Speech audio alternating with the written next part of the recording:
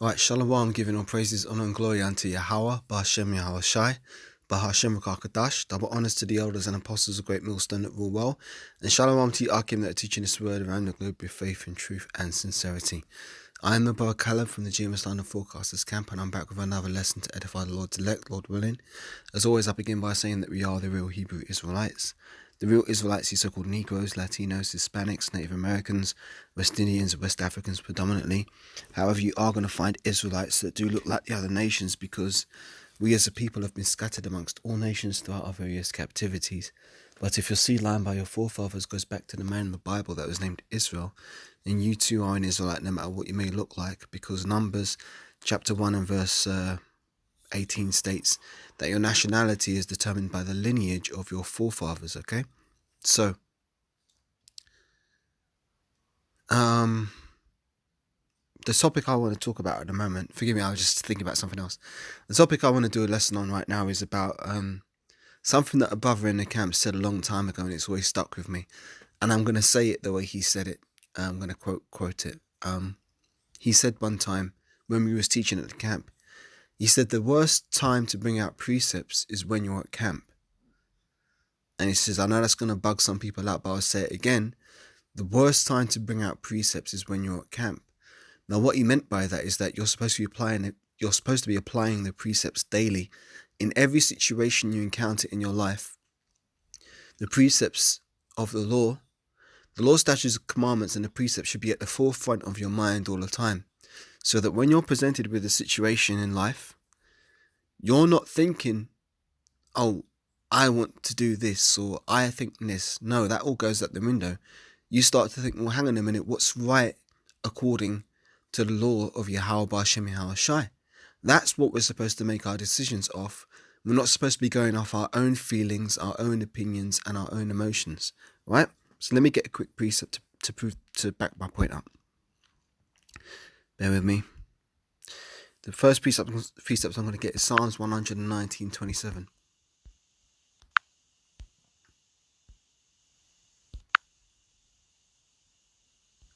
Psalms 119 and verse 27, it says, make me to understand the way of thy precepts, so shall I talk of thy wondrous works. Beautiful words, man.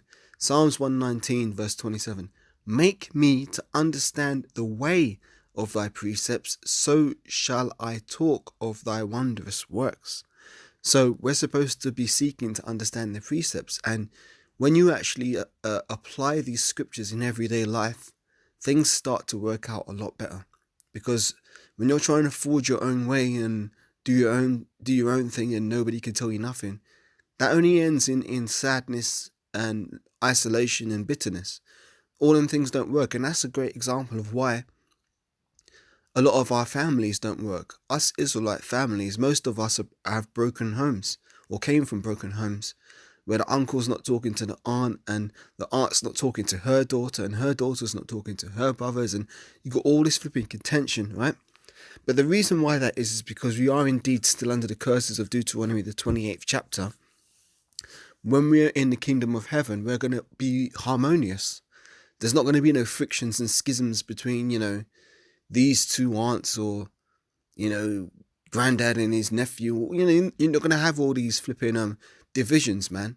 And it's really sad, because it makes you realize, like, we really are a cursed people, man. When you see just how bugged out and broken a lot of Jake families are, mine included, it really makes you understand that Yahweh Ba'Hashem Yahweh Shai has got us under these curses of Deuteronomy 28.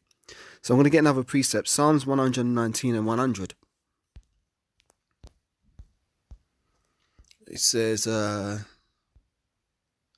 I understand more than the ancients, because I keep thy precepts. That's beautiful, man. Psalms 119 verse 100. I understand more than the ancients, because I keep thy precepts. Psalms 119 verse 104 says, through thy precepts I get understanding, therefore I hate every false way. Thy word is a lamp unto my feet and a light unto my path. I have sworn and I will perform it, that I will keep thy righteous judgments. Let me read those three verses again. Through thy precepts I get understanding, therefore I hate every false way. Thy word is a lamp unto my feet and a light unto my path. I have sworn and I will perform it, that I will keep thy righteous judgments. So, again, I'll say it again for edification's sake, the worst time to bring out precepts is when you're at camp. Really, you should be applying these scriptures daily in every situation that you encounter in your life.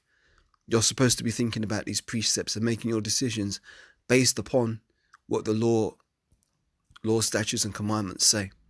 So yeah, just a quick lesson. And I wanted to say this because you get tired of people saying, well, I think this and I think that. And no, how about Shemiash? I don't give a fuck about what you think.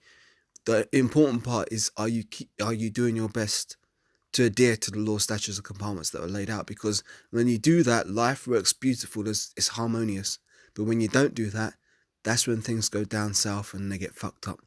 So yeah, just a quick hit through the spirit, giving all praises, honor, and glory unto Yahweh B'Hashem Yahushai, B'Hashem Makakadash, double honors to the elders and apostles of great millstone that all well.